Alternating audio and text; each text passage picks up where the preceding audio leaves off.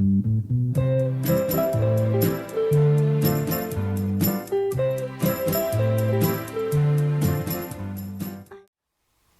Caesar! Hi guys, this is going to be a video tutorial showing you how I paint my Romans from Hail Caesar. So I've got 4 guys here. One is finished with his shield and the other 3 shields have yet to go on. I just thought I'd have 2 facing and 2 so you can see what they look like from behind. So let's get going. So all the paints we are going to be using for painting one of our Romans are, for starters, I used Humbrol acrylic grey primer spray, which works really well with these guys. It's quite a good spray actually. It draws in quite nicely. It gives a nice thin even coat. So that for priming.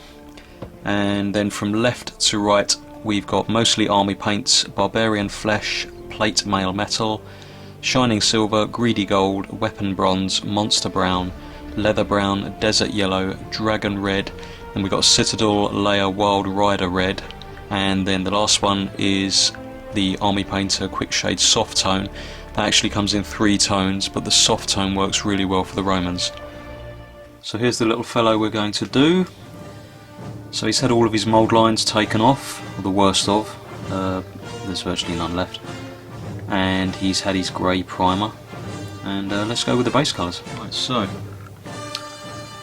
he's had his primer, and I've just literally started on the flesh. So I always start with the face, get the first coat. I always give 2 coats, certainly to the flesh, most colours actually. So I'm just getting all the base colours down first. I was going to do this video in real time, but that literally would be watching paint dry, and you'd probably be bored to tears after watching it for an entire day or something. So I shall cut and then get back to each segment as we go.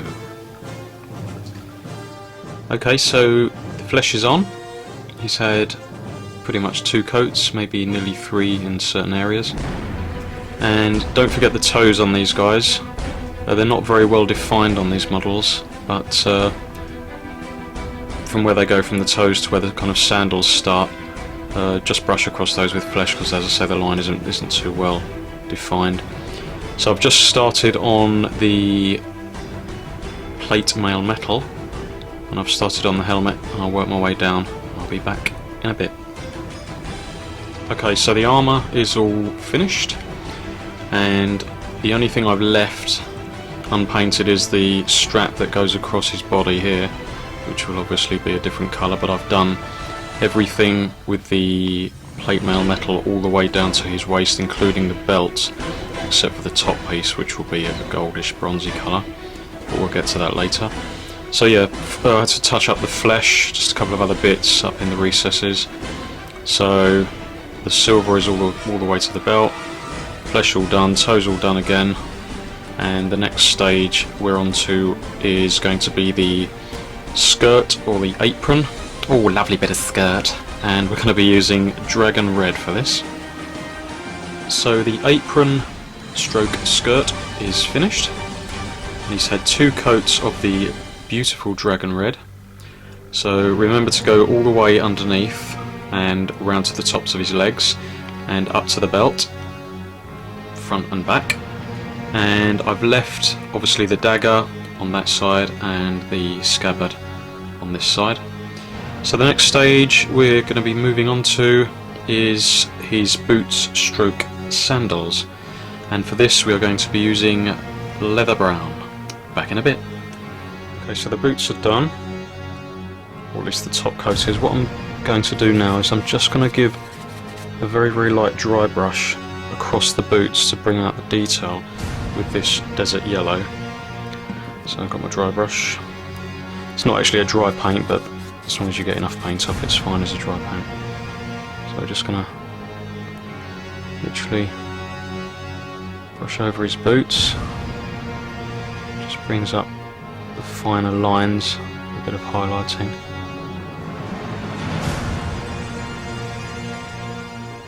just to bring out that detail.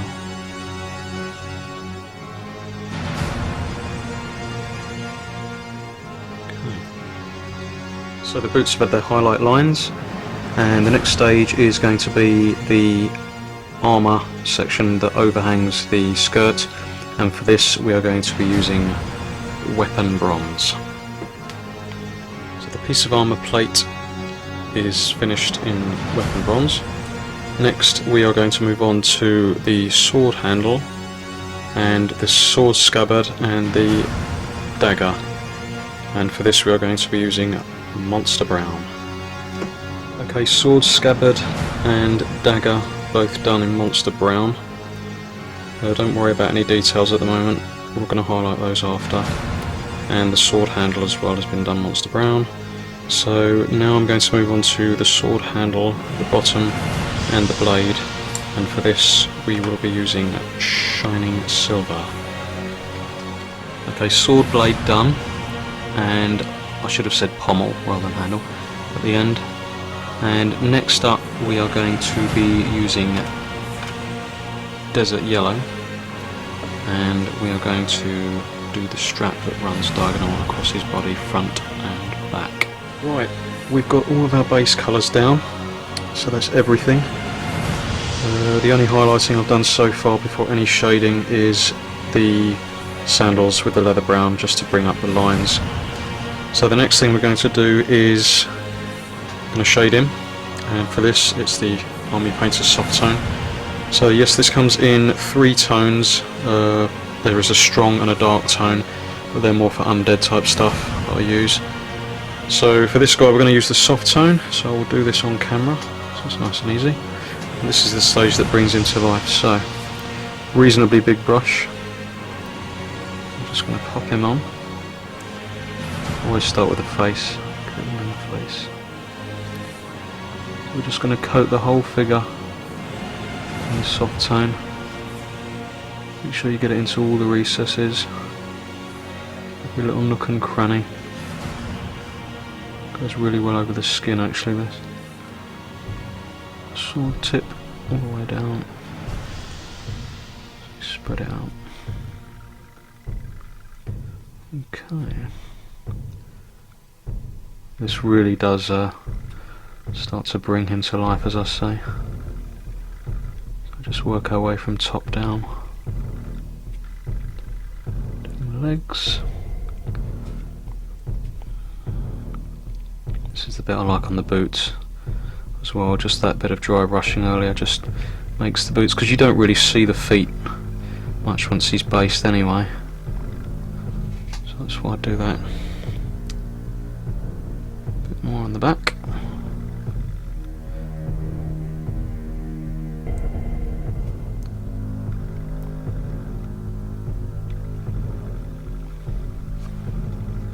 Just give him another once over.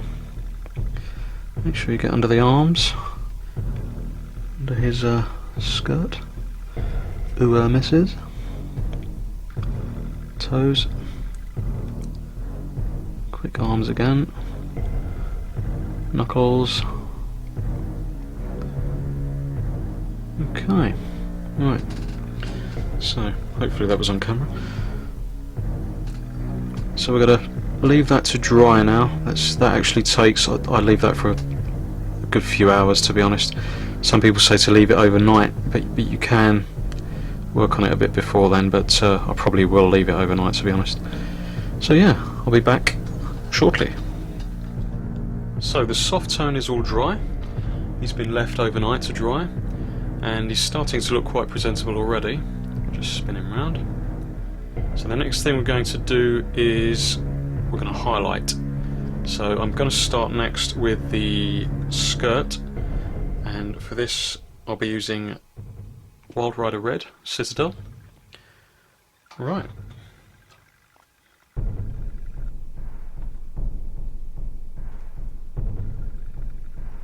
I'm just going to go down the outer edges of the skirt.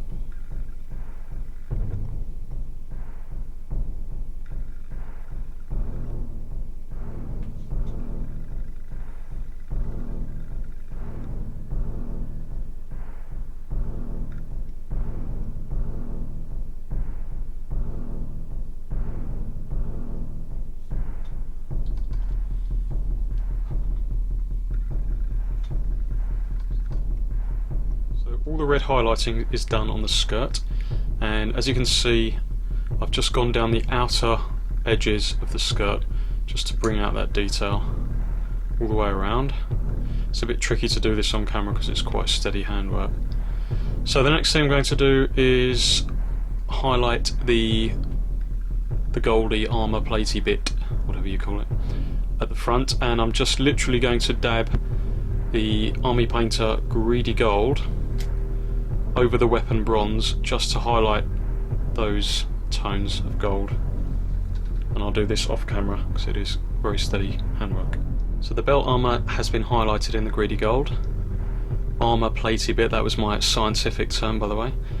And I'm just going to spin him round and I'm going to stick with the Greedy Gold, and the little raised areas that are fixings that hold all the armour plating together on his back, I'm going to highlight those with gold as well. So there's a few either side of the leather strap that runs across, and again this is very steady work so I'll have to do this off camera. So I just do the back, and I don't put any gold on the helmet, I just leave them. So I just do the back bits that fasten all the armour pieces.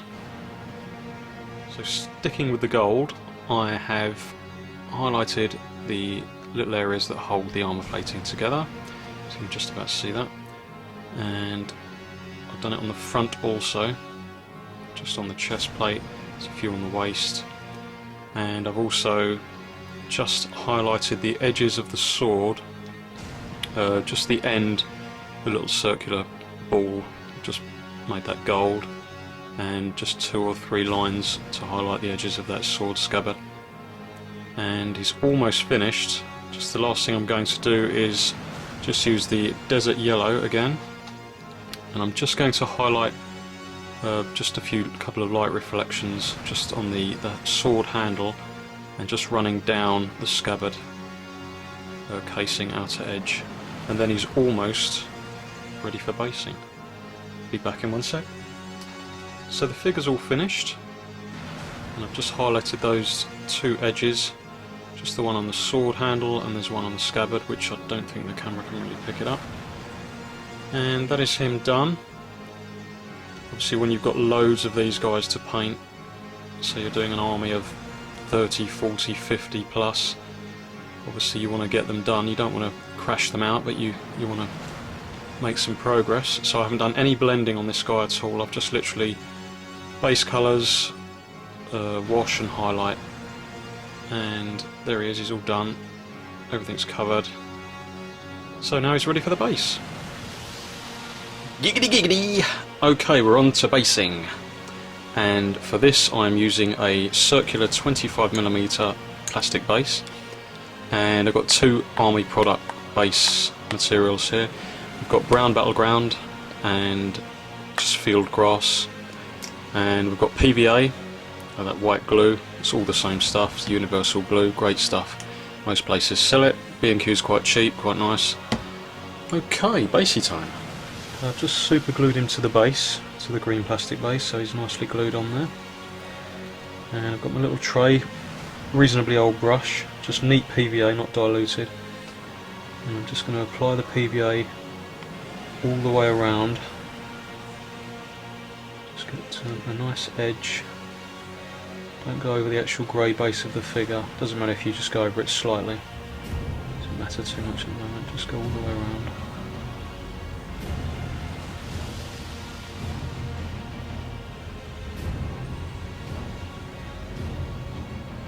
Just give the whole base a nice even coat of PVA. Reasonably thick.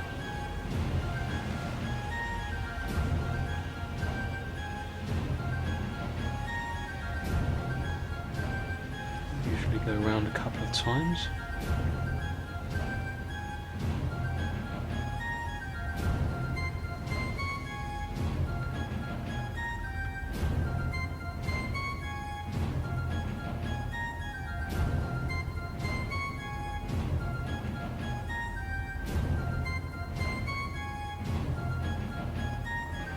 To the edge again.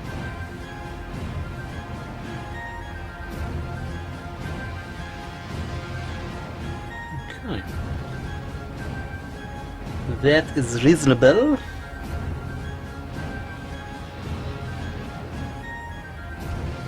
we go. Pretty decent. Let's pop that in there.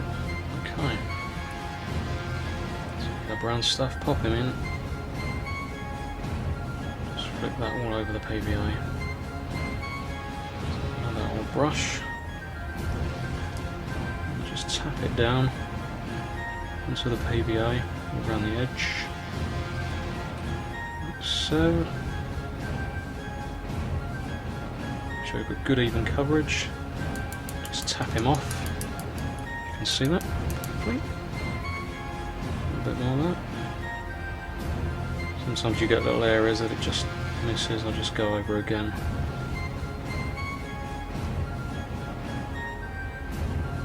Tap. Okay. So I'll leave him probably overnight. I'll let that PVA go off and then I'll give it another coating again and I'll be back then. Okay, so we're on to the final stage of the base and he's dried overnight and I've just literally put another coat of neat PVA all over the grey base of the actual figure itself. So I've gone all in between his feet to cover that grey. So it's just sitting in the tub of static grass. I'm just going to sprinkle that on.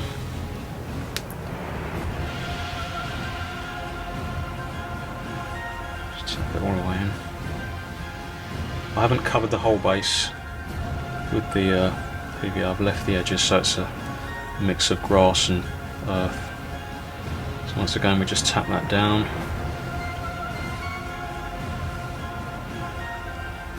Tap it down in between. Once again the magic tap.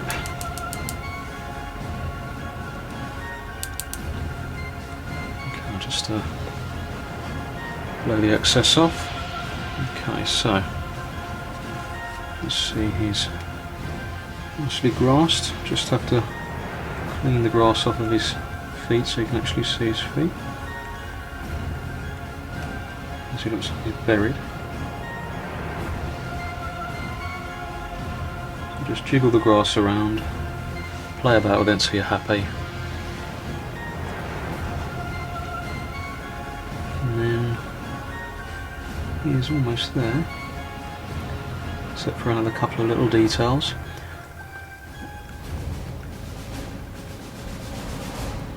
You can be as extravagant as you like with your bases. I actually love basing miniatures. I think it's the best part about it actually. It really brings it to life after you've painted it all. Okay, so the grass is on, and the last stage, we've got some little tufts here. So there's various types. This is gamer's grass. There's a dark green, there's a light green, so we've got the two here.